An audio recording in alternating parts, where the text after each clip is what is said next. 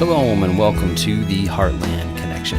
This is Zach Waller, the Executive Director of Yovel, your host, coming to you guys straight from the Heartland of Israel. You guys probably seen on the news a lot of pretty exciting things happening in Israel. It's, Prime Minister Benjamin Netanyahu made his speech about what Israel has found out about Iran's nuclear capabilities and their plans. So this is pretty serious stuff, and something we definitely need to keep in the forefront of our prayer focus. It's not a good thing for crazy people to have nukes. That's not a good thing, and definitely something that has been kind of ignored and put to the side by a lot of countries, including the U.S. And now, thank God, it seems like President Trump's taking it a little more seriously, and I guess we'll find out more. Maybe even by the time you guys hear this podcast, there'll be more out about that. But it was really interesting. I was watching Prime Minister Benjamin Netanyahu's speech about the archives they found and all of the information, and it was just really crazy to hear about all that's going on, but also very, just crazy to hear how Israel was able to go in. And one of my favorite things that the Prime Minister said was, he was talking about how secret this place was that they had, and he said, that very few Iranians knew about the secret warehouse, like very, very few, and a few Israelis. And just the way he said it was just like, hardly anybody knew about this, but there was a few Israelis that knew about it.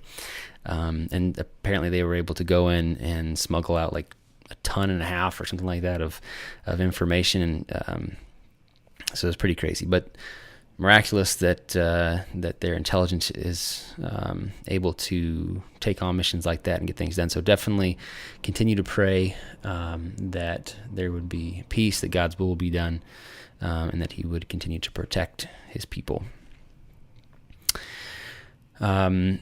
We also had our Israel 70 Celebrate the Miracle event last week. It was an incredible success.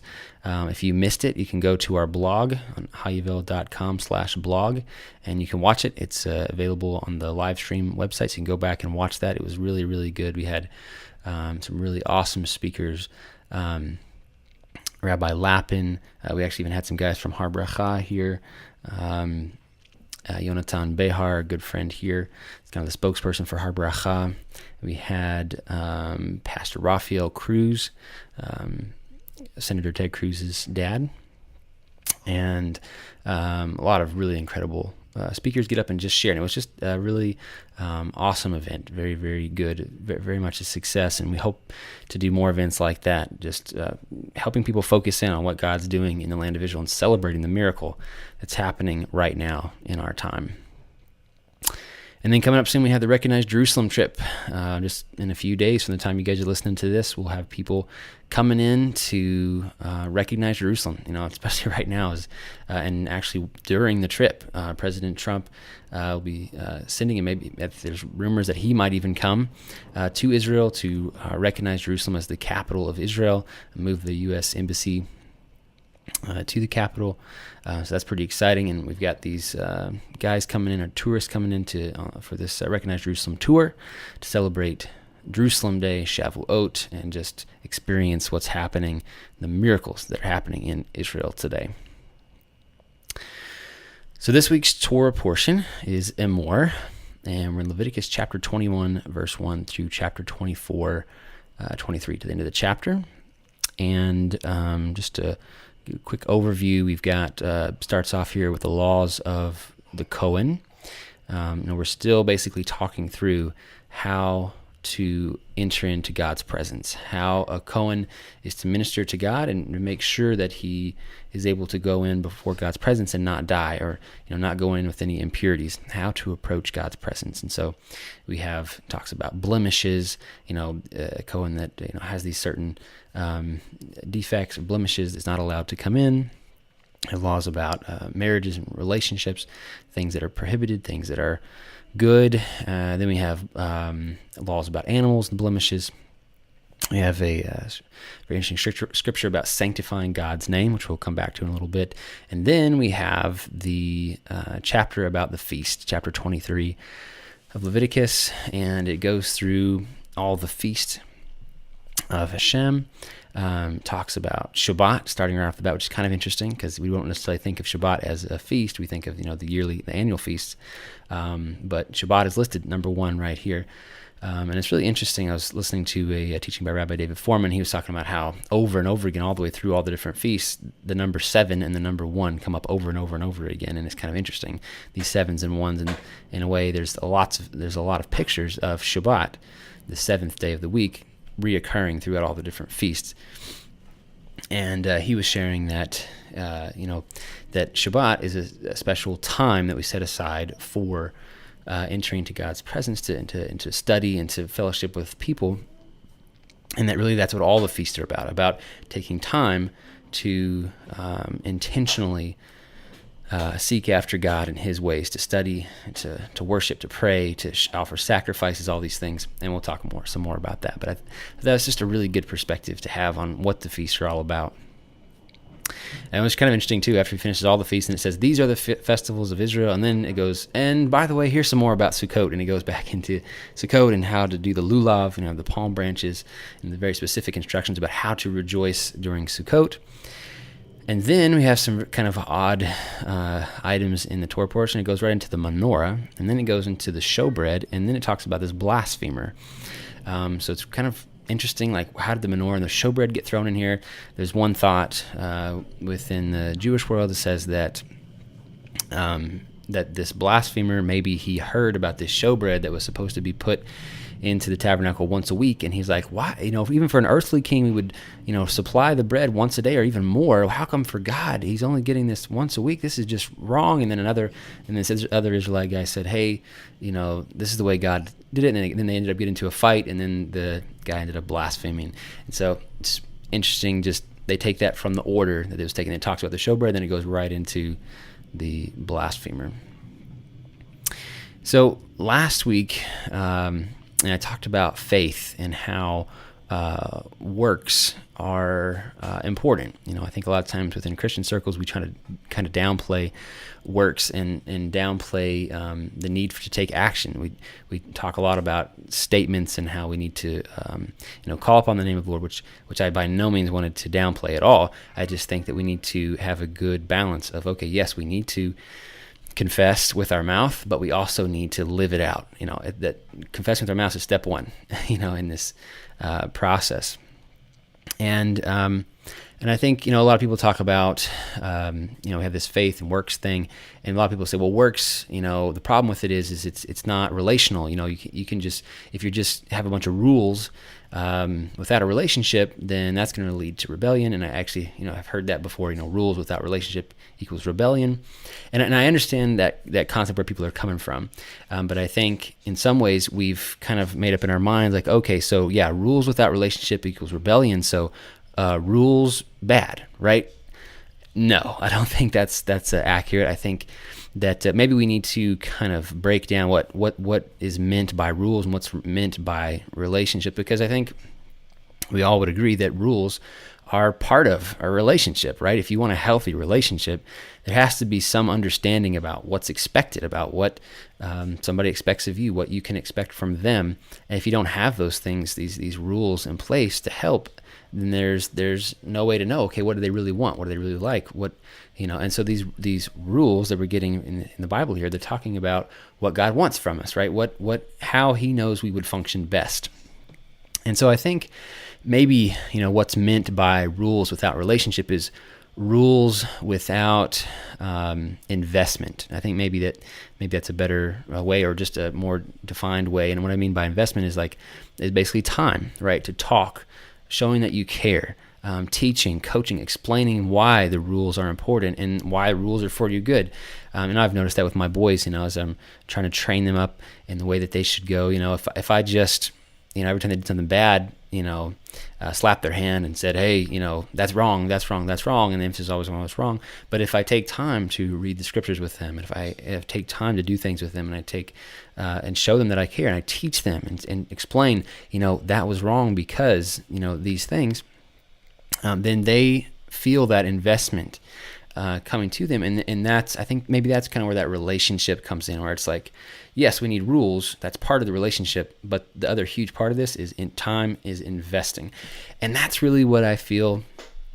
Like I mentioned earlier, is the big deal about the feast.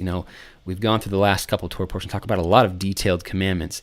And now God's like, okay, so here are the appointed times. And these times are for reflection and for getting together. We are very in need of other people. We need other people. We need God. And so we need set aside time to come together and to interact. And that's what these feasts are all about. And even right now, as we're counting the Omer, the word sphira, which is counting, when we say the blessing, we say sphira ta omer, the counting of the Omer. The sphira also means illumination, like lighting up. And so there's this idea of having time to reflect, having time for that illumination to come in as we're counting up to Shavuot, to actually have this illumination, this light come in and shed light on who we are, where we're at, what we're doing, where we're at in the journey, how we can take another step. I heard an interesting story recently about a man who got on a ship and he was traveling out across the ocean, and there was a horrific storm and the boat was dashed to pieces, and he ended up being stranded on this island. And thank God he survived, but he got to the island and he's trying to recover a little bit. He gets up, he starts walking around the island, and he sees, oh my goodness, there's this diamonds everywhere on this island, just all over, just covered with diamonds. And he was like, oh wow. So he's like, how in the world am I going to get these diamonds and maybe bring them back to my homeland? And soon he runs into people, and he's trying to get some food, so he just grabs on the diamonds and tries to pay. And they're like, what are you giving me diamonds for? Those are everywhere. What we use as currency here is meat gristle. And so he's like, okay. So he goes and gets some meat gristle and gets some food. And so finally he starts working really hard, getting enough meat gristle to pay off getting a ship back to his home country. And over the years that it takes to stock up on so much meat gristle to make his way back, he slowly forgot about the diamonds that he was around so much, that they were actually valuable in his home country. And so during the years, his mentality slowly changed, and he ended up arriving back to his home country. Everybody welcomes him in, and he says, hey guys, you will never believe what I've been able to find. And he goes to the boat, and he has a whole boat full of meat gristle that he's brought back to his home country. And they're all just like, what? Why did you bring that? And so the moral of the story is that, sometimes we are so busy with the things that we have to do to make it that we forget about the diamonds. We forget about what's really important. And I was reading an article by Rabbi Jonathan Sachs, and he was talking about how a lot of times we have to-do lists, and to-do lists are really great about getting done what's urgent. They're not necessarily great about getting done what's important, right? So we have these to-do lists, and they can be used, but he was suggesting maybe we should use a diary, because a diary not only puts what needs to be done, but it puts down a time frame of when it needs to be done, so that we don't accomplish just the things that are urgent, but we also accomplish the things that are important. We don't forget the diamonds, even if there's a situation like in the story where we're focused in, or we have to deal with the meat gristle. Don't forget the diamonds and what's really important in life. So it's about introspection. These times during the feast, we're counting the Omer now, and it's also about spending time and rubbing shoulders with people. A lot of times when we think of introspection, we think of going out on a faraway mountain by ourselves and just praying and asking God to see, search us and see if there's anything grievous within us, like the Psalm says. And I think there's definitely a place for that. But I think that if we're really honest, most of our introspection can happen when we're rubbing shoulders with people. If we're observant enough to notice how we react to people, how we act when certain things happen to us, in certain circumstances, and we can say, hey, you know what, I need to sharpen up a little bit on this area. And I think the general idea of introspection, I'm kind of a deep thinker, I guess. I like to think about things. I like to study. I like to do that kind of thing. But as far as being intentional about just picking up the phone and calling somebody and talking to somebody, I'm not really good at that. And it's something that I really want to grow in. And I want to encourage all of you guys in, It's something I've been thinking about lately that I believe is really important. And it's something that I've seen even with my boys, in child training. There's a book called Raising Godly Tomatoes. And in this book, it's a child training book. It talks about how important it is to be with your children, and that, if you can be in the same house, you can be around each other, but when your children are misbehaving or whatever, or not being respectful, not behaving, then if you bring them closer to you and help train them, then that's what's going to really make the difference in helping them behave better.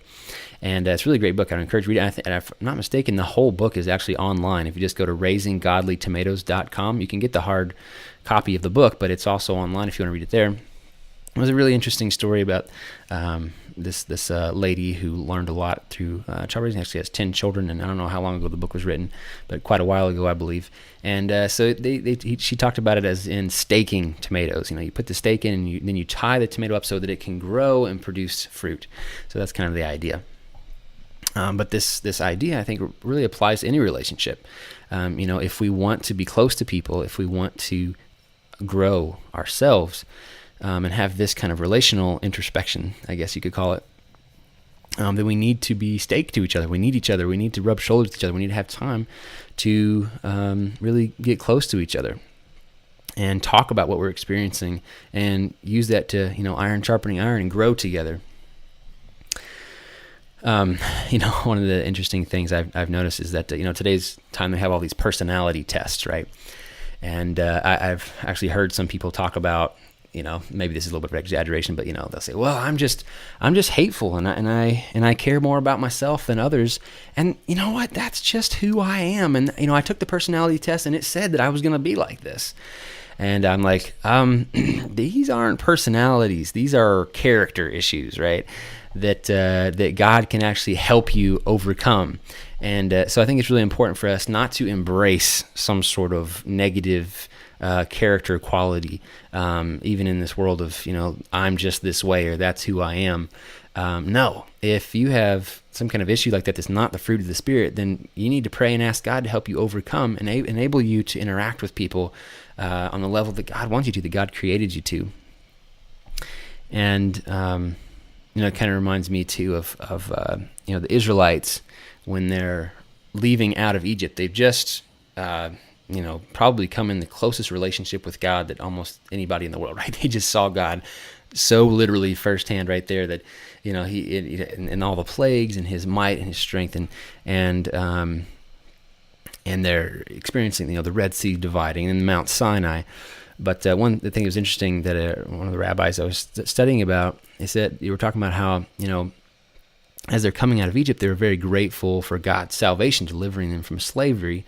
But in some ways, they didn't really know yet what to do until they got to Sinai, right? So I think maybe a lot of us have relationships with each other, and we're grateful for our relationships, but we don't really know what to do until we start talking to each other, and until we start, studying the scriptures together and finding out what we need to do together, or how we can work together, or who we are. And so, when the children of Israel got to Sinai, they received these instructions that was like, okay, this is the communication from God on, hey, this is how I want you to behave. This is how I can relate to you. I want to relate to you. I want to dwell in your midst. And so this is how it works. And this is how we can accomplish that. And there's another concept I wanted to talk about a little bit, and that's sanctifying God's name. In Hebrew, they say chilul and kiddush Hashem. So kiddush Hashem, they talk about that all the time. Like, okay, we're going to do this for the sanctification of God's name. And in this Torah portion, it talks about that a little bit earlier on in the portion, and then the end of the portion, it talks about the blasphemer. But the really, really amazing point that I wanted to bring up, that I was reading an article from Rabbi Jonathan Sachs, and he was talking about how God's name is sanctified through people, and that this is how he manifests himself in the world. And just that concept, I was just really like, wow, this is so amazing. Like, God could choose any way he wanted to manifest himself. And you could say that God manifests through everything, through his creation, shows the glory of God. But specifically in this portion, it says, you are to sanctify my name. And so, and what's really incredible is, which people on the planet are, reveal God in the world. And, maybe this helps us understand a little bit what chosen means to the Jewish people. They are the ones who have, experienced God all the way through the Bible. That's basically what the Bible is this relationship between God and the Jewish people. And so we have this document, and even today, what we see happening in the world, in the land of Israel right now, is God manifesting himself through the Jewish people. And that's why it's so important for us to focus in on the Jewish people, because they are sanctifying God's name. They are showing us who God is. And in Amos chapter 2, verse 7, it says, "They trampled on the heads of the poor and on the dust of the ground and denied justice to the oppressed, so desecrate my holy name." And so we see that this is how the name of God can be desecrated through these different things. And so we see then the opposite is how God's name is sanctified. And it's interesting, like we would think of just, speaking words of desecrating God's name, but this thing in Amos, it talks about denying justice to the oppressed. Like this is like taking care of people. It's a very relational thing, desecrating God's name. And so it's no coincidence that these scriptures about sanctifying God's name are right with the feast and all these relational things. Rabbi Sachs had some interesting quotes. He says, "This is how Maimonides puts in his law code, speaking of Kiddush Hashem. If a person has been scrupulous in his conduct, gentle in his conversation, pleasant toward his fellow creatures, affable in manner when receiving, not retorting even when affronted, but showing courtesy to all, even to those who treat him with disdain, conducting his business affairs with integrity, and doing more than his duty in all things, while avoiding extremes and exaggerations, such a person has sanctified God." And so I think the Jewish people have this very, very relational idea of what sanctifying God's name is. It's like you are supposed to be representing God in this world, and God is merciful and gracious and all these things. And so if you can be merciful and gracious to other people, you are sanctifying God's name, because people can see God working through you in all these things. And the article went on, it said, "Be not afraid of greatness. Some are born great, some achieve greatness, and others have greatness thrust upon them." Written by Shakespeare in Twelfth Night. Throughout history, Jews have had greatness thrust upon them. As the late Milton Himmelfarb wrote, "The number of Jews in the world is smaller than a small statistical error in the Chinese census. Yet we remain bigger than our numbers. Big things seem to happen around us and to us. God trusted us enough to make us his ambassadors to an often faithless, brutal world. The choice is ours. Will our lives be a Kiddush Hashem? Will it sanctify God's name? Or, God forbid, the opposite? To have done something, even one act in a lifetime, to make someone grateful that there is a God in heaven who inspires people to do good on earth, is perhaps the greatest achievement to which anyone can aspire. Shakespeare rightly defined the challenge, be not afraid of greatness." And I think, what do we think of as greatness in the Western world? If we're going to be the best, if we're going to be the greatest thing, maybe we want to be a football player, or, win the lottery, or be a great singer, or American Idol, or something like that. It's like all very inward focused. Like that's our idea of what the greatest thing in the world would be. Maybe it's finding a good paying job, or like, it's like being your own man, being yourself. And I think that's a wrong perspective. I think being great is giving, being selfless, taking time for relationships. These are the real and difficult things to do, like to be able to overcome ourselves and give, and not just living life as it comes at us, but actually being intentional about making an effort to love people.